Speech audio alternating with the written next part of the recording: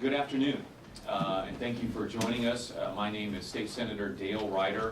I represent the 55th District here in the state of Illinois, which is a 12-county district in east central and southeastern Illinois. I am proud to be joined by my colleagues, starting from this side, Senator Brad Brzezinski, Senator Kirk Gillard, Senator Dan Rutherford, Republican leader in the Illinois Senate, Christine Rodonio, and State Senator Matt Murphy. With the exception of the leader, the rest of my colleagues here and I serve on the State Senate Redistricting Committee, which was formed in order to study first whether or not there needs to be a change in the way Illinois decides how its legislative boundaries will be drawn from one decade to the next, and two, if it should be changed, what those changes should be.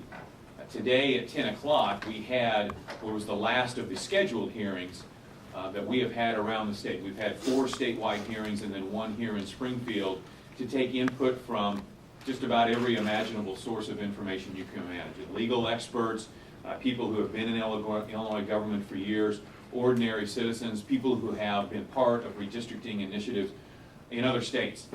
And what we have learned clearly is 2 things. First of all, Illinois' system must be scrapped.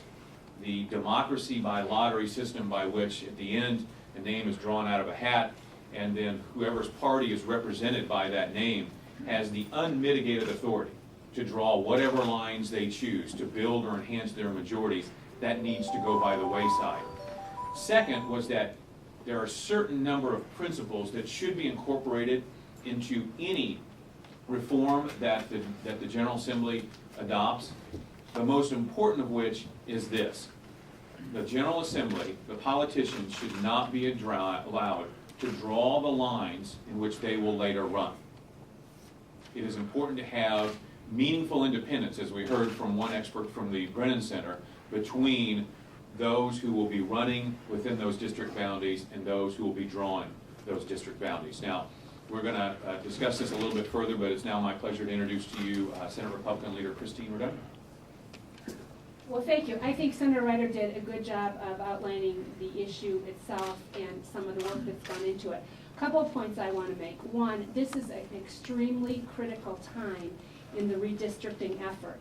And why is that? Because people are paying attention to what we're doing in Illinois with respect to reform. There has never been another time where the public is focused on what's going on, what we're doing here to make things better. If that weren't the case, the House Bill 7 that passed would not have been vetoed. We would have had false reform. But the media and the people in this state have kept the pressure on for real reform. And that same principle needs to be applied to redistricting. We have an opportunity for real reform. It needs to happen in the 2010 election cycle. There's some good proposals out there. But the key principle, as was already mentioned, is that we cannot have the very people that will benefit from the districts drawing the districts. Now, because people are paying attention, I think you will see some movement to try to adopt some sort of reform. But what we need to be very, very cautious of is the false promise of real reform. So you may see proposals that tweak the system, maybe change the number of votes needed to pass a map, maybe denest the districts, but the core principle of leaving it, the map drawing residing in the General Assembly, is the one thing that needs to change. Anything short of that is not real reform. So hopefully everyone will be on guard for those kinds of false reform proposals, and we'll be able to get something that is real reform and really meaningful for the future of this state. Anyone else have a comment? I'll make a comment. I'm State Senator Dan Rutherford, and we saw the Collins Commission come out with various proposals in regards to campaign finance.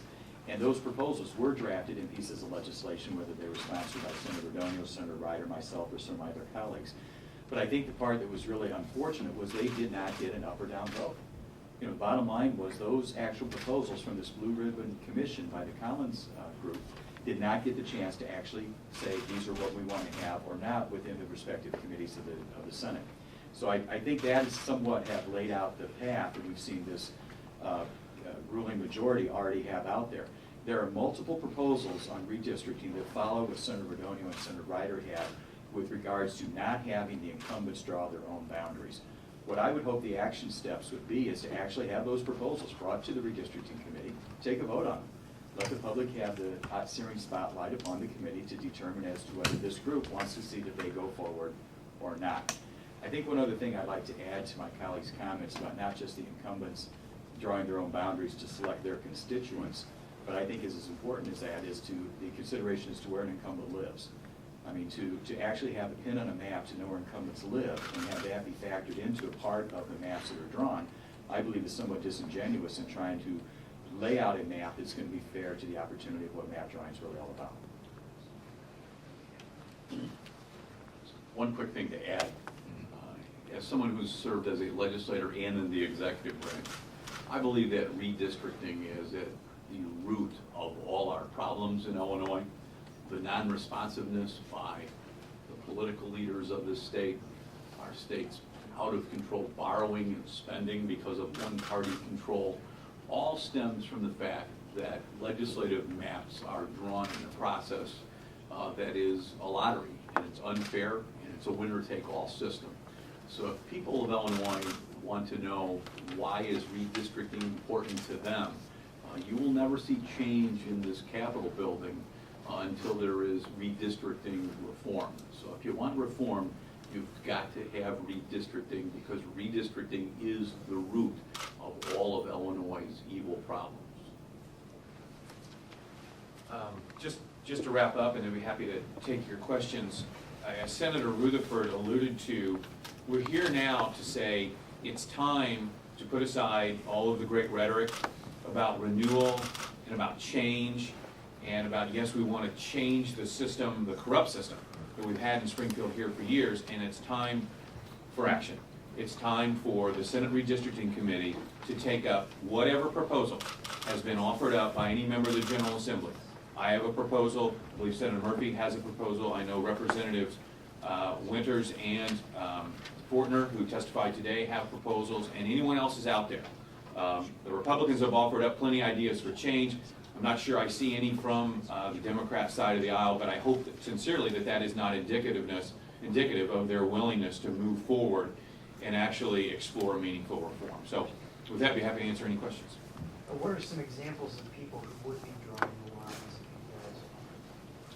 if you guys? Well, I'll give you an example in the Senate Joint Resolution Constitutional Amendment 69, which is actually the Illinois Reform Commission's proposal that we put into legislative language and filed, that I sponsor, I think, along with Senator Dillard.